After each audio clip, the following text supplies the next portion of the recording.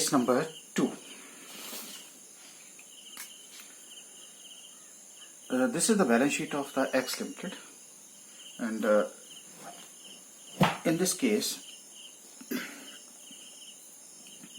sorry, equity share capital 8 lakh rupees, preference share capital 7 lakh rupees, general reserves 9 lakh rupees, liability 6 lakhs. So ये sources हैं, और this is the bank or other assets 30 lakh, 30 lakh. Company decided to redeem its preference shares by utilizing its own resources. Pass necessary journal entries. Okay. तो वही हमारे पास जो rule है. अब हमारे पास सेकंड केस आ गया. पहला केस था हमारे पास कि हमने न्यू शेयर्स इशू किए. दूसरा केस आ गया हमारे पास आ गया कि अपने रिसोर्सेज से आपने इसको रिडीम करना है. पास नेसेसरी जर्नल एंट्रीज. ओके. तो फर्स्ट जर्नल एंट्री, और रूल हमने आपको पहले भी बताया है, फिर भी मैं दोबारा से फिर रिपीट कर देता हूँ. जब ये इंक्रीज होते हैं तो डेबिट करते हैं, जब डिक्रीज होते हैं तो क्रेडिट करते हैं, जब ये इंक्रीज होते हैं तो ये क्रेडिट करते हैं, जब डिक्रीज होते हैं तो ये डेबिट करते हैं. लो जी, आपकी तो सबसे पहले हम क्या करेंगे, प्रेफरेंस शेयर कैपिटल क्या करेंगे जी, कम करेंगे. जब इसको कम करेंगे तो डेबिट होगा, तो ड्यू की entry preference share capital account debit to preference share holders account. कितने अमाउंट से जी, 7 लाख से. लो जी, 7 लाख रुपये से हमने इसको, तो नरेशन आपका पता है. ड्यू की एंट्री होगी. क्या हम सीधी पास पेमेंट कर दें? नहीं, सीधी पेमेंट नहीं कर सकते. पहले हमें इनको कसम खिलानी पड़ेगी. तो कसम खिलाने का मतलब क्या है, सेक्शन 55. अब वो सेक्शन 55 को कंप्लाई करना पड़ेगा. तो कंप्लाई करने के लिए हमें क्या बोला है, इट्स ओन रिसोर्सेज. तो देखिए जरा रिसोर्सेज क्या है. अच्छा, ओन रिसोर्सेज कितने हैं जी हमारे पास, 9 लैक्स. रिडम्पशन कितने की करनी है, 7 लैक्स. कोई दिक्कत ही नहीं है. ओके. तो ये जनरल रिजर्व हमारे पास क्या हो जाएंगे, कम हो जाएंगे. कम हो जाएंगे तो क्या करना पड़ता है, डेबिट करना पड़ता है. तो लो जी, जनरल रिजर्व अकाउंट डेबिट कितने से, 7 लाख से कम करना पड़ेगा. लो जी, कर दिया. 2. क्या बताया था हमने आपको, कंपनी एक्ट ने क्या सोल्यूशन दिया था. कंपनी एक्ट ने सोल्यूशन दिया था कि एक नया नाम देना पड़ेगा, एफडी करवानी पड़ेगी एक तरह से, जिसको मैं एक सिंपल लैंग्वेज में कहा था, और एक नया अकाउंट जो ईयर मार्क हो जाएगा, यानी कि फ्री से क्या करना पड़ेगा, फ्रीज करना पड़ेगा. कैपिटल रिडम्पशन रिजर्व अकाउंट, जिसको हमने सीआरआर बोला था. लो जी, अब 7 लाख रुपए से, अब बताइए जी, सेक्शन 55 आपकी होगी. हमने कसम खा ली, बिल्कुल. अब बताइए, अब आपको रोक सकता है कोई पेमेंट करने से? नहीं रोक सकता. नहीं रोक सकता तो लो जी, ये preference share holders account debit to bank account कितने से, 7 लाख रुपए से, और 7 लाख रुपए से. अब यहां पे एक नया अकाउंट आ गया, ये देखो सीआरआर. तो ये सीआरआर यहां बढ़ जाएगा. ओके, पेमेंट होगी जी. ओके, अब क्या करूं, आपके लिए मैं एक बैलेंस शीट बना दूं. वैसे तो बैलेंस शीट हमारी किस फॉर्म में बनती है जी, वर्टिकल फॉर्म में. तो balance sheet after redemption, redemption के बाद आपकी बैलेंस शीट कैसी दिखेगी वो मैं आपसे फिर शेयर कर लेता हूं. Equity share capital as it is रहा. लो जी, शॉर्ट में कर दो जी, equity share capital 8 lakh rupees. Preference share holder capital आपकी खत्म हो गई. हाँ, खत्म हो गई. जनरल रिजर्व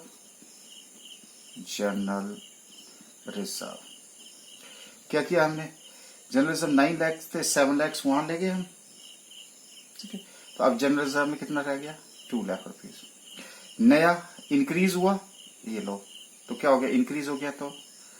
तो उसके बाद हमने क्रेडिट कर दिया है. तो कौन सा? CRR में कितना? 7 लाख रुपीज, 7 लाख। लाइबिलिटीज कितने की? 6 लाख रुपीज। अब बताइए इसमें आपके पास टोटल कितना था जी? 8 लाख प्लस 7 लाख, 15 लाख था। अब यहां देखते हैं 8 लाख ये हो गया और जिसकी एफडी करा दी 7 लाख, बोलो 15 लाख हो गया कि नहीं हो गया? तो यहां पे हम जनरली इसको इधर ले जाते हैं और इसको यहां पे हम ले जाते हैं, ईयर मार्क हो गया। तो बताओ अब 15 लाख हो गया, खुश हो गए? अच्छा, उसके बाद आ जाइए अब हमारे पास बैंक में बैलेंस कितना था? 11 लाख। पेमेंट कितने की करी है हमने? 7 लाख। तो बैंक बैलेंस मेरे पास कितना रह गया? 4 lakh rupees. Other assets are equal to 19 lakh rupees. लो जी, टोटल कितना हो गया जी? 23 लाख रुपीज। यहाँ टोटल कितना हो गया? 23 लाख रुपीज। बैलेंस शीट फिर मैच कर गई। अब आपकी बैलेंस शीट जो पहले ऐसे थी अब वो ऐसी दिखेगी। क्लियर है जी? तो सेकंड केस भी आपका क्लियर हो गया कि आपको कैसे रिडीम करना है। अभी हम सिंपल लैंग्वेज में और सिंपल जो कंसेप्ट है आपका उसको हम सिंप्लीफाई कर रहे हैं, जो हमने आपको सेक्शन 55 में कंडीशंस बताई थी। चलिए जी, अब केस नंबर 3 में हमने क्या कहा था? केस नंबर 3 था कि कुछ आप उधर से ले सकते हैं और कुछ आप फर्स्ट मेथड से, कुछ आप सेकंड मेथड से आप ले सकते हैं। तो चलिए एक नया क्वेश्चन क्रिएट करते हैं। अब देखिए यहाँ पे equity share capital 5 lakh rupees, preference share capital 8 lakh rupees, general reserve 4 lakh, liabilities 13 lakh और बैलेंस बैंक में कितना है मेरा? 14 लाख, अदर एसेट 16 लाख। अब क्या कह रहा है? Company decided to redeem preference share at par. बिल्कुल सिंपल रखा अभी। It was decided to issue 50,000 equity share. अब उसको रिडीम करने के लिए हम 50,000 की इक्विटी शेयर्स इश्यू करेंगे of ₹10 each, and if required company will use its own resource. अगर जरूरत पड़ी तो अपने रिसोर्सेज को भी यूज कर सकते हैं। बस यहीं से आपकी जो छोटी छोटी प्रॉब्लम्स हैं वो बढ़नी शुरू हो जाएंगी, थोड़ी दिक्कत बढ़नी आपकी शुरू हो जाएगी। तो 2 रिसोर्सेज आपके पास यहाँ पे आगे हैं और देखते हैं अब कि क्या करना पड़ेगा। कहता है मेक जर्नल एंट्री, पास नेसेसरी जर्नल एंट्रीज। ठीक है जी, तो जर्नल एंट्रीज सबसे पहले क्या है जी? हमारा प्रेफरेंस शेयर्स क्या हो जाएगा? कम करना पड़ेगा। अगर प्रेफरेंस शेयर्स कम करना पड़ेगा तो फिर दोबारा से इसमें भी कर दूंगा आपके पास यहाँ पे, और ये जब आपके पास इंक्रीज होगा तो डेबिट, डिक्रीज होगा तो क्रेडिट, उसके बाद ये आपका बढ़ेगा तो क्रेडिट, कम होगा तो डेबिट। ठीक है, आपको आसानी रहेगी थोड़ी सी। तो प्रेफरेंस शेयर कैपिटल को खत्म करेंगे तो डेबिट करेंगे, तो preference share capital account debit to preference share holders account. कितने से जी? 8 लाख एंड 8 लाख रुपीज। तो ये फर्स्ट एंट्री आपकी ड्यू की एंट्री हमारी पास हो गई। अच्छा, अब उसने क्या कहा? क्या हम डायरेक्ट पेमेंट कर सकते हैं? नहीं कर सकते जी। क्यों नहीं कर सकते? क्योंकि सेक्शन 55 आ गई। चलो सेक्शन 55 को हम अब कसम खिलानी पड़ेगी, तो रट से करते हैं। क्या बोला इसने? कहता कंपनी ने 5 लाख, अब देखिए पैसा 8 लाख से रिडीम करना है और न्यू इक्विटी शेयर्स कितने से? 50,000 से करना है। ठीक है, तो करो जी इशू। तो हमारी एंट्री क्या आ गई जी? बैंक अकाउंट डेबिट टू कौन से शेयर्स? इक्विटी। तो इक्विटी शेयर कैपिटल अकाउंट। कितने शेयर इशू किए जी? 50,000 equity shares at the rate of ₹10 which is equal to 5 lakh rupees, 5 lakh rupees. लो जी, अदरवाइज मैं करता पहले bank account debit to equity share application account, equity share application account debit to equity share capital account, application account देता और फिर चला जाता है इक्विटी शेयर कैपिटल। इसलिए इसको हमने कट शॉर्ट करके एंट्री आपकी ये कर दी। लेकिन अब क्या हो गया, 3 लाख रुपए हमें और रेज करना पड़ेगा, क्योंकि 8 लाख रुपीज अभी तो 5 लाख का इंतजाम हुआ। तो इसने क्या बोला, इफ रिक्वायर्ड, हाँ बिल्कुल जी, अब हमें जरूरत पड़ेगी, company can it's use resources. अब हमारे पास रिसोर्सेज क्या है, जनरल रिजर्व में पैसा पड़ा है। कितना पैसा पड़ा है जी, 4 लाख रुपीज पैसा पड़ा हुआ है। अगर 4 लाख रुपीज आपके पास पड़ा है तो जरूरत कितने की है, 3 लाख की। तो फ्री से क्या करेंगे, फ्रीज करेंगे। जब फ्रीज करेंगे तो किससे ट्रांसफर करेंगे, जनरल रिजर्व। जनरल रिजर्व हमारे क्या हो जाएंगे, कम हो जाएंगे। कम हो जाएंगे तो क्या करना पड़ेगा, debit general reserve account debit. कितने से, 3 लाख से, 3 लाख। 2, कौन सा, फ्री से फ्रीज करने के लिए कौन सा अकाउंट बताया था, कैपिटल रिडम्पशन रिजर्व अकाउंट। कितने से जी, 3 लाख रुपीज। लो जी, अब बताइए, लो जी, तो कंप्लाई कर दिया हमने, कौन सा, सेक्शन 55। अब हमने इनका विश्वास जीत लिया। अब आप बताओ, अब हम पेमेंट कर सकते हैं, हाँ जी बिल्कुल कर सकते हैं। तो लो जी, पेमेंट कर देते हैं अब हम। तो पेमेंट हो गई हमारी, preference share holders account debit to bank account. कितने से होगी जी, 8 लाख, क्योंकि अब हमारा वो इंतजाम कर दिया, जो कसम खानी थी वो खा ली है और सेक्शन 55 को कंप्लाई कर लिया है। तो अब हम क्या कर सकते हैं, पेमेंट कर सकते हैं। अच्छा, अभी तक आपने देखा होगा कि यहां पे क्या है, सिर्फ जनरल रिजर्व आपके पास पड़ा हुआ है। ओके, अच्छा, अगर आप बोलेंगे तो वो कि बैलेंस शीट, नई बैलेंस शीट बनानी है, तो हम आपको नई बैलेंस शीट भी बना देते हैं। कब, आफ्टर रिडम्पशन, या खुद बनाएंगे। चलिए, ये आपके लिए असाइनमेंट रहा। This is assignment for you that prepare balance sheet after redemption. ठीक है जी, बनेगा, थोड़ा प्रैक्टिस करेंगे तो अपने आप समझ आना शुरू हो जाएगा। अच्छा, अब क्या हुआ कि फ्री रिजर्व, हमने बोला कि फ्री रिजर्व से आपने क्या क्रिएट करना है, कैपिटल रिडम्पशन रिजर्व क्रिएट करना है। ओके, तो मैं अब आपसे फिर से करता हूं, ये जो रिजर्व्स हैं, ये फ्री रिजर्व क्या होते हैं, कौन होते हैं, क्या होते हैं, तो इसके बारे में अब हम डिटेल में थोड़ी डिस्कशन करेंगे। ओके, तो मैं यहां लिख रहा हूं, reserves can be broadly classified into 2 parts. A, कौन, फ्री रिजर्व। अच्छा, ये फ्री रिजर्व क्या होते हैं, फ्री रिजर्व का मतलब है कि इनके प्रति किसी भी तरह का कोई भी स्पेसिफिक ऑब्लिगेशंस नहीं होता। क्लियर हुई जी बात, reserves against which there is no specified obligation, specified obligation, उसको फ्री है। इसका लोग किसी भी पर्पज के लिए यूज कर सकते हैं। They can be distributed as, जैसे हमने कहा डिविडेंड, कहीं भी उसका यूज कर लीजिएगा। ठीक है जी, तो अब ये ऐसे कौन से, क्योंकि ये आपको मैं जो नई बैलेंस शीट है वो सेक्शन 129 के अंदर वहां भी बता देता हूं कि ऐसे ऐसे कौन कौन से ऐसे जो आपको वहां पे मिल जाएंगे एग्जाम में या क्वेश्चन में, आपको कौन कौन से मिल जाएंगे वो मैं आपको बता देता हूं, उसकी लिस्ट आपको बता सकता हूं। देखिए, एक तो आपको जो मैंने अभी आपसे यूज किया उसको हम जनरल रिजर्व, ठीक है।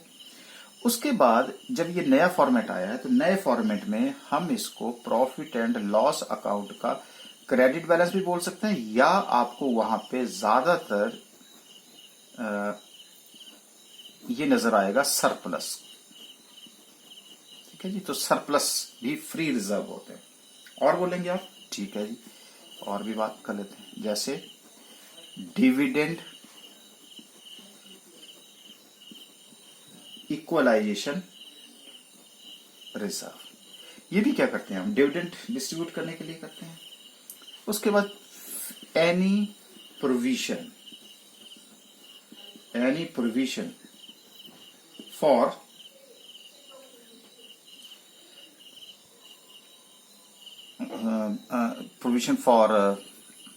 particular purpose, not for ठीक है जी। उसके बाद आपका ये भी किसकी अर्निंग्स होती हैं, रिटेन अर्निंग्स। ये भी कोई मालिक का ही पैसा है, रिटेन अर्निंग्स भी हो सकती हैं। और हो सकता है अनडिस्ट्रीब्यूटेड प्रॉफिट्स। तो और भी आप अगर आपके पास बुक्स में होंगे तो मैंने तो आपको इसका लॉजिक बता दिया कि कौन कौन से ये फंड्स जिसको बोलते हैं हम फ्री रिजर्व, क्योंकि आपको सीआरआर किस में से निकालना है, इसी में से, फ्री रिजर्व से। अब होते हैं दूसरे नॉन फ्री रिजर्व्स। ये नॉन फ्री रिजर्व्स क्या होते हैं, जिसका यूज हम नहीं कर सकते। It means such reserves are created for some specific purpose। जब हम किसी स्पेसिफिक पर्पस के लिए ही उसका यूज करेंगे तो हम उसको कैसे यूज करते हैं, and can not used for payment of dividend. याद आया होगा आपको स्टार्टिंग में जब हमने पहला फॉर्मेट बनाया था, ये देखिए कैपिटल पोर्शन में out of profits otherwise available for dividend, out of, ये न्यू इश्यू था, यहां पे हमने बात करी थी, यहां ये लिस्ट आएगी। अच्छा, वो कौन कौन से आपके पास हो सकते हैं, जैसे for payment of dividend to share holders. ठीक है जी, ये लॉजिक है इसके पीछे। जैसे क्या क्या लिस्ट हो सकती है, सिक्योरिटी प्रीमियम। अब याद आ गया होगा आपको सिक्योरिटी प्रीमियम का पैसा हम, उसके बाद कैपिटल रिजर्व, और क्या हो सकता है, रीवैल्यूएशन रिजर्व का पैसा, और क्या हो सकता है, फोर्थ CRR, और क्या हो सकता है, सिंकिंग फंड, ये हम डिवेंचर में डिस्कस करेंगे, सिंकिंग फंड, और क्या हो सकता है, डेवलपमेंट रिजर्व।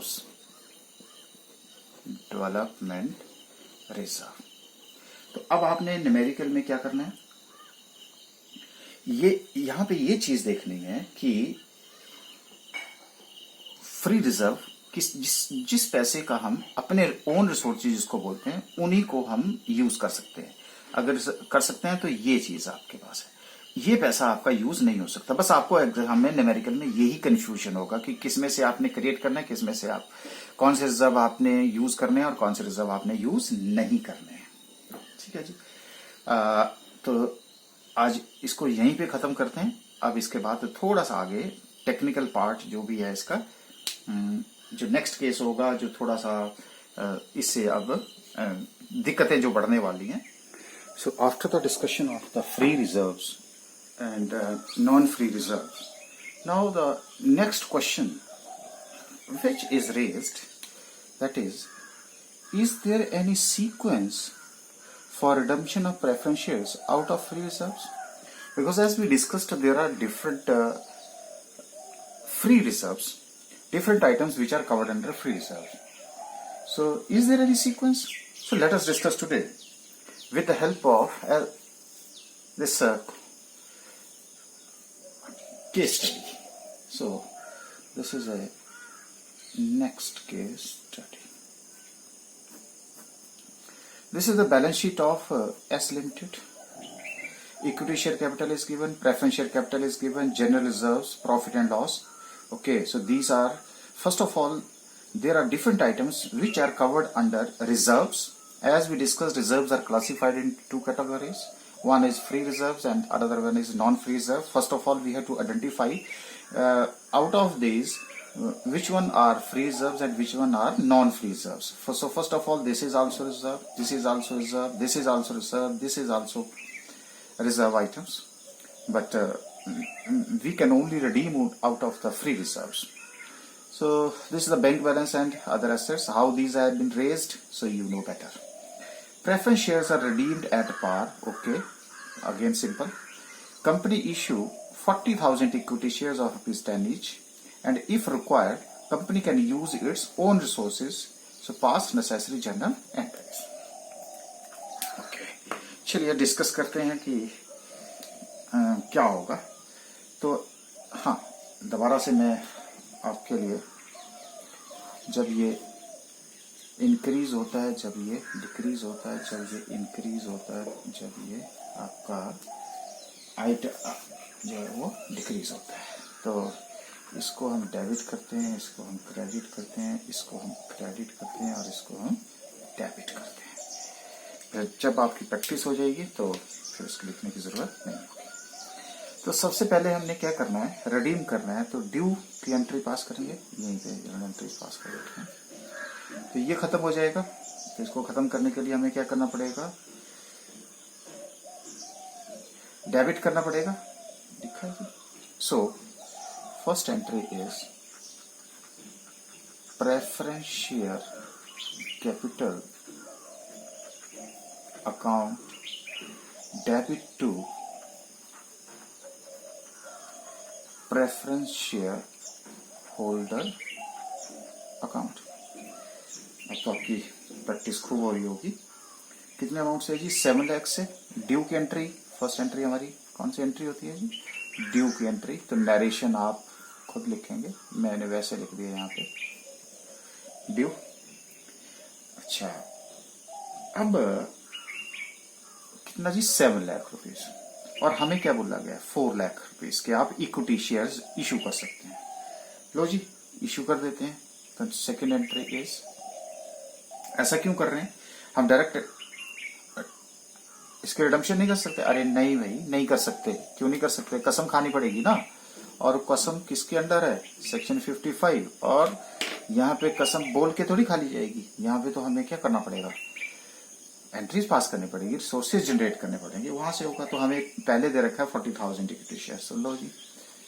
तो bank account debit to equity share है. तो equity share capital account. Bank मेरा इंक्रीज हो गया इसलिए मैंने डेबिट कर दिया. इक्विटी शेयर कैपिटल और आ जाएगी, इंक्रीज हो जाएगी, इसलिए मैंने इसको क्रेडिट कर दिया. तो कितने शेयर्स हैं जी, 40,000 shares at the rate of ₹10 each. ये मेरी नरेशन आ जाएगी. तो ये मेरा 4 लाख रुपीज और ये मेरा 4 लाख रुपीज. तो अभी तक हमारी सेक्शन 55 कंप्लाई नहीं हुई है, क्योंकि हमें चाहिए 7 लाख और अभी तक हमारा जो रिसोर्सेज जनरेट हुए 4 लाख है. तो फिर उसने क्या कहा है, company can use its own resources pass necessary general entries. Okay, तो हमें अपने रिसोर्सेज का भी यूज करना पड़ेगा. तो अपने रिसोर्सेज का मतलब है कि अब हमें देखना पड़ेगा रिजर्व्स के में से. तो जैसे मैंने कहा अभी आपसे कि ये भी रिजर्व है, ये भी है, ये भी है, ये भी है. लेकिन इसमें से पहले देख लेते हैं कि फ्री रिजर्व्स कौन से हैं और नॉन फ्री रिजर्व्स कौन से हैं. देखो, कैपिटल रिजर्व आपका नॉन फ्री, सिक्योरिटी प्रीमियम आपका non free, profit and loss का क्रेडिट बैलेंस या इसको सरप्लस भी बोलते हैं नए फॉर्मेट ऑफ बैलेंस शीट में, और जनरल रिजर्व. इसका मतलब है कि 2 हमारे पास फ्री रिजर्व आ गए और ये दे, तो इन 2 को हटा दूं यहां से, लो जी 2 हटा दिया मैंने। अब मेरे पास सिर्फ 2 बच गए। अगर ये 2 बच गए हैं तो चलिए पास करते हैं जनरल एंट्रीज। अब अगर मैं जनरल रिजर्व देखूं तो 2 लाख रुपए, चलो मैं पहले यूज कर लेता हूं जनरल रिजर्व का, क्योंकि यहां पे भी हमें 3 लाख रुपीज का को जनरेट करना है, लेकिन मेरे जनरल रिजर्व में कितने हैं 2 लाख रुपए। अभी तक इससे पहले हमारे पास ये प्रॉब्लम नहीं आई थी क्योंकि आप नए थे, इसलिए हमने भी आपको सीक्वेंस वाइज ही डिस्कस। तो जनरल रिजर्व अकाउंट डेबिट कितने से जी, 2 लाख ही है इसमें, तो लो जी 2 लाख रुपए इसमें से ले लिए। अब उसके बाद प्रॉफिट एंड लॉस अकाउंट में पैसा पड़ा है तो बाकी वहां से ले लेते हैं। तो प्रॉफिट एंड लॉस अकाउंट को हमने भी क्या किया, डेबिट, क्योंकि ये कम करना पड़ेगा इसलिए मैंने डेबिट कर दिया। ये देखो डेबिट लिखा है, कितने से, 1 लाख रुपए से। 2 क्या करना पड़ेगा, फ्री से फ्रीज करना पड़ेगा, तो एक नाम देना पड़ेगा, और नाम क्या था, capital redemption reserve which is also known as 3 lakh rupees. लेकिन मेरे पास एक और अल्टरनेट है। क्या अल्टरनेट है कि मैं जनरल रिजर्व से क्यों लूं, कि भाई ऊपर लिखा है इसलिए नहीं, P&L से जो ले लेता हूं पहले। लो जी, तो एंट्री क्या बन गई, profit and loss account debit. इसमें कितना पैसा है, 2,50,000, 2,50,000। और जनरल रिजर्व अकाउंट डेबिट में अब कितना रह गया, 50,000 to CRR account, CRR account this is again 3 lakh rupees. अब मेरे पास ये 2 अल्टरनेट आ गए। 2 अल्टरनेट ये आ गए कि पहले मैंने यहां पे क्या किया, जनरल रिजर्व को, और दूसरा मैंने profit and loss account sequence. यहां पे मैंने प्रॉफिट एंड लॉस अकाउंट को, जो यहां पे सेकंड था उसको मैंने फर्स्ट कर दिया, और जो फर्स्ट था उसको मैंने सेकंड कर दिया। बताओ कौन सी एंट्री ठीक है। तो यही तो हमसे बात कर रहे थे, is there any sequence for redemption of preferential out of free reserves. तो बताइए इसमें कोई सीक्वेंस है कि पहले पैसा जनरल रिजर्व से लेना फिर प्रॉफिट एंड लॉस से लेना है, जैसे हम बाईबैक में कर रहे थे कि जी पहले आप सिक्योरिटी प्रीमियम का पैसा यूज करिए, उसके बाद बाकी जो बचा है उसको यूज करिएगा। ये वाली एंट्री ठीक है। तो मुझे लगता है कुछ स्टूडेंट बोलेंगे नहीं जी ये वाली ठीक है, कुछ बोलेंगे ये वाली ठीक है। तो मैं आपको यहीं पे कट शॉर्ट ये क्लैरिफाई करना चाहता हूं कि एंट्रीज दोनों ही ठीक है। आप चाहे एंट्री ये पास करिए चाहे एंट्री ये पास करिएगा, क्योंकि इसमें देयर इज नो सीक्वेंस। तो answer is no, there is no sequence for redemption of preferences. लेकिन यहां पे अगर सीक्वेंस नहीं है तो हमें क्या लगाना पड़ता है, लॉजिक लगाना पड़ता है। अब अगर मुझे ये बोला जाए कि इन 2 में से बताइए कि बेटर कौन सी है, तो आपको ये पता है कि जो पैसा, जिस पैसे का हम यूज कहीं भी कर सकते हैं, उस पैसे को हमें क्या करना चाहिए, बचा के रखना चाहिए ना। तो अब हमारे पास क्या है कि इन दोनों में से अगर देखा है तो जनरल रिजर्व फिर हमने P&L से ट्रांसफर कर दिए हैं, और P&L का पैसा तो कहीं भी यूज कर सकते हैं। तो इसलिए सबसे पहले सीक्वेंस कौन सा, ये वाला जो है वो ज्यादा लॉजिकल लग रहा है, ज्यादा क्लोज लग रहा है। लेकिन जैसे मैंने कहा एग्जाम में आप दोनों में से कोई भी एंट्री पास कर दीजिएगा, आपका कोई भी मार्क्स नहीं काटेगा। तो ये अब हमारे पास ये नोट बन गया कि देयर इज, यहां लिख देता हूं, there is no sequence for redemption of preference shares out of free reserves. तो जी ये भी एक हमारा नोट तैयार हो गया। अच्छा, अब आप बताइए कि अब आपका ये भी हो गया, ये भी हो गया, और 3 लाख रुपए यहां से भी आ गए। अब क्या करें, कर दें। अब आपको कोई रोक सकता है पेमेंट करने से? नहीं, कोई नहीं रोक सकता।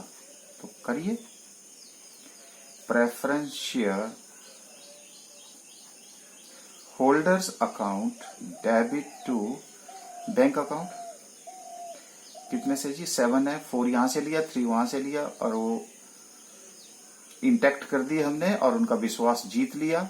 और अब हम प्रेफरेंस शेयर होल्डर को क्या कर सकते हैं, पेमेंट कर सकते हैं। ठीक है जी।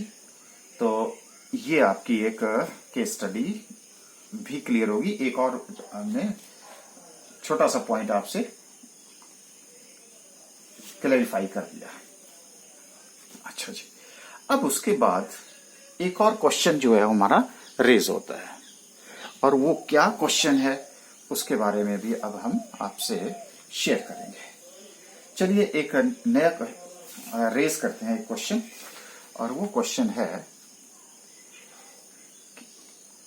Can partly paid preference shares be redeemed? This is another question, this is again a very important question. तो इसका आंसर देने के लिए भी हम दोबारा से एक केस स्टडी डिस्कस करते हैं, और वो केस स्टडी क्या कह रही है उसकी बात करते हैं। कहता देखिए हमारे पास क्या है, fully paid up, called up बात करी थी, ये है पार्टली पेड प्रेफरेंस शेयर्स होते हैं कई बार, क्या उनको भी हम रिडीम कर सकते हैं? चलिए देखते हैं। तो equity share capital 5 lakh, preference share capital of ₹10 each, ये देखो फेस वैल्यू है, बट पेड अप वैल्यू कितनी है? ₹8। इसका मतलब अभी हमने ₹2 उससे अभी और लेने हैं। 80,000 into 2 which is equal to 6,40,000, ये देखिए। General reserve 5 lakh, security premium 1,60,000, liabilities 12 lakh 30, और ये हमारा बैंक बैलेंस है, अदरस लगता है। क्या कह रहा है? Preference shares are redeemed at par and company decide to utilize its own sources and if require new equity shares of ₹10 each will be issued. Pass journal entries. ठीक है जी। अब हमारा सीक्वेंस क्या हो गया? पहले हमें अपने रिसोर्सेज देखना है, फिर उसके बाद शेयर्स को इशू करना है, और इसका भी रिप्लाई देने की पूरी कोशिश करते हैं।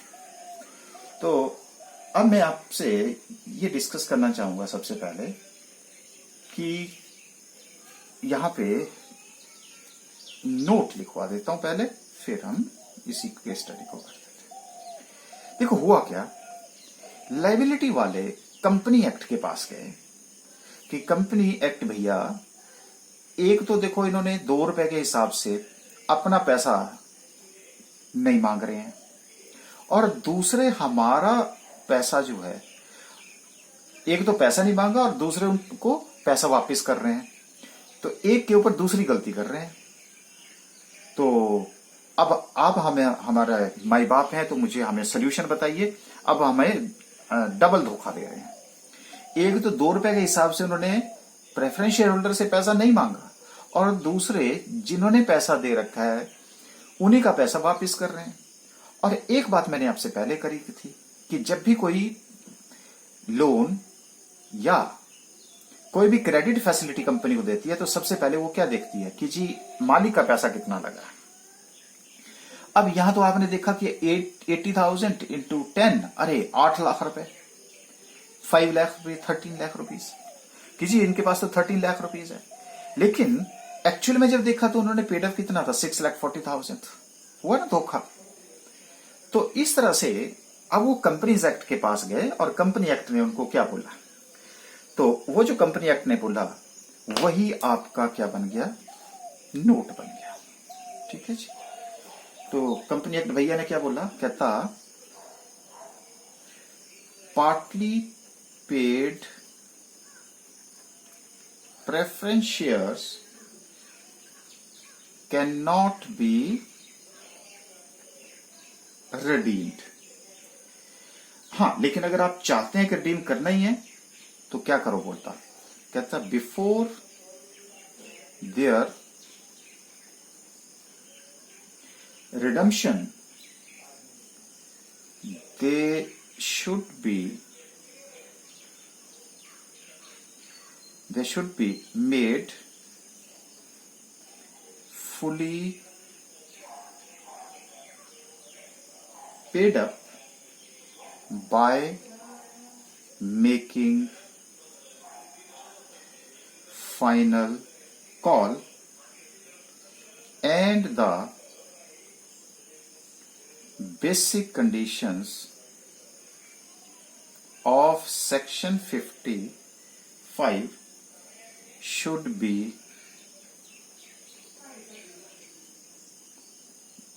complied with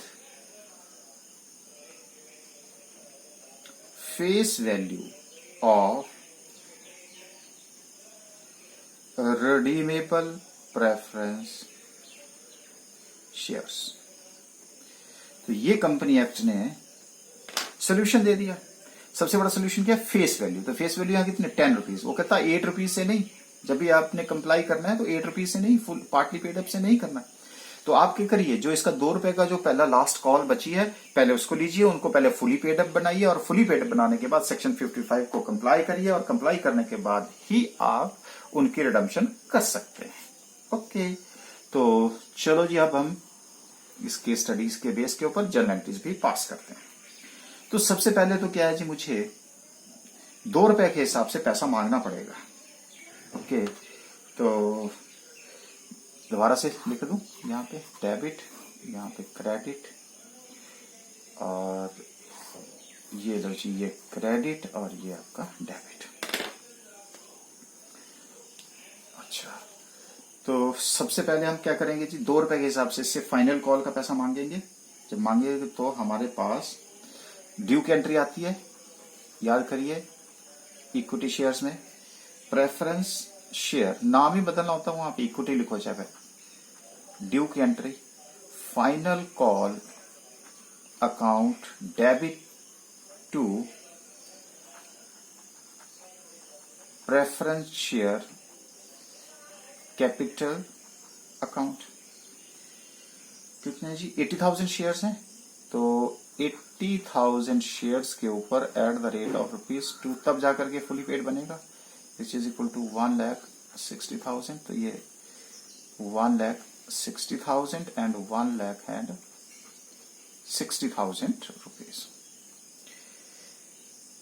अब क्या नरेशन आ गया हमारा, फाइनल कॉल ड्यू। ओके, दूसरा, अब आपने पैसा रिसीव कर लिया। ओके, तो sir bank account debit to preference share final call account 1,60,000 rupees and 1,60,000 rupees. लो जी, अब प्रेफरेंस शेयर से फाइनल कॉल फाइनल से कट गया, और bank account debit to preference share capital account हमारा आ गया। ओके, अब क्या हुआ, थर्ड एंट्री।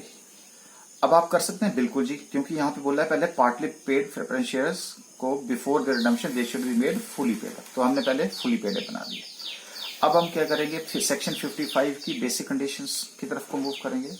चलिए, बेसिक कंडीशन में पहले ड्यू की एंट्री पास करते हैं, तो इसको खत्म करेंगे प्रेफरेंस शेयर कैपिटल को। So preference share capital account debit, अब कितने से आ गया, वो 8 लाख से आ गया ना, to preference share holders account, that is by 8 lakh rupees, that is also by 8 lakh rupees। अच्छा जी, अब ये भी एंट्री आपकी सेक्शन 55, क्योंकि आप डायरेक्ट पेमेंट नहीं कर सकते, यहां पे आप सेक्शन 50 कसम खा रहे हैं, तो पहले हमने आपको उसके ड्यू की एंट्री पास कर दी।